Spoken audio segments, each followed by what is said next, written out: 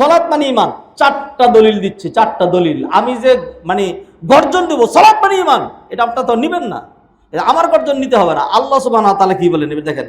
আল্লাহ সুবহানাহু ওয়া তাআলা বলছেন সূরা আনফাল 2 নম্বর 3 নম্বর আয়াত, ইন্নামাল মুমিনুন, মুমিন তারা, আল্লাযীনা ইযা যুকিরাল্লাহু ওয়াজিলাত কুলুবুহুম ওয়া ইযা তুলিয়াত আলাইহিম আয়াতুহু যাদাতহুম ঈমানা ওয়া আলা রাব্বিহিম ইয়াতাওয়াক্কালুন। এখানে তিনটা বৈশিষ্ট্যের কথা বললেন। এরপরে আয়াতে আল্লাযীনা ইউকিমুনাস সালাতা, 4 নম্বর বৈশিষ্ট্য হলো যারা সালাত কায়েম করে। 5 নম্বর আরেকটা আছে। এরপর আল্লাহ বললেন উলাইকা হুমুল মুমিনুনা হাক্কাহ, যারা এই 5টা বৈশিষ্ট্য যাদের আছে তারা হলো ইনডিড দে আর বিলিভার। ইনডিড বস্তুত পক্ষে সত্যিকার অর্থে তারা ইমানদার। নামে ইমানদার বহুত আছে, কামে ইমানদার। আসল ইমানদার কারা? যারা সালাত কায়েম করে। আর বিশ্লেষণে গেলাম না। 2 নম্বর আল্লাহ বললেন আল্লাযীনা ইউমিনুনা বিল গায়বি, আল্লাযীনা ইউমিনুনা বিল গায়বি, তারপরে কি ওয়া ইউকিমুনাস সালাতা ওয়া মিম্মা রাযাকনাহুম ইউনফিকুন। শেষে কি আল্লাহ বললেন উলাইকা আলা হুদাম মির রাব্বিহিম ওয়া উলাইকা হুমুল মুফলিহুন। এটা হলো আরেকটা দলিল।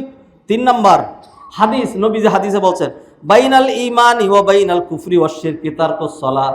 ঈমান, কুফরি, শিরক, ঈমান এবং বেঈমানি এর মাঝখানে পার্থক্যকারী বিষয় একটা, সেটা কি? সালাত। 3 4 নম্বর আল্লাহ সুবহানাহু ওয়া তাআলা কোরআনে সূরা বাকারার মধ্যে 2য় পারার 1ম পৃষ্ঠায় কিবলা পরিবর্তনের ঘটনা যেখানে হলো, সেইখানে আল্লাহ বললেন ওয়ামা কানাল্লাহু লিউদিআ ঈমানাকুম, আল্লাহ তোমাদের ঈমানকে বিনষ্ট করে দিবেন না। ব্যাখ্যা না করলে বুঝবেন না।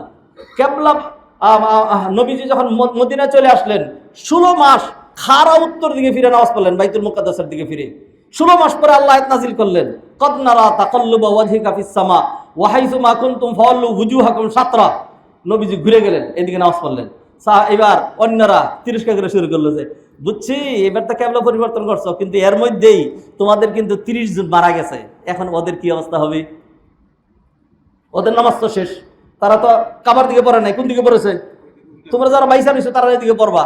আল্লাহ সুবহানাহু ওয়া তাআলা তখন আয়াত নাযিল করলেন ওয়ামা কানাল্লাহু লিউদিআ ঈমানাকুম, আল্লাহ তোমাদের যারা বাইতুল মুকাদ্দাসের দিকে ফিরেই নামাজ পড়ে মরে গেছে, আল্লাহ তাদের সালাতকে নষ্ট করে দিবেন না।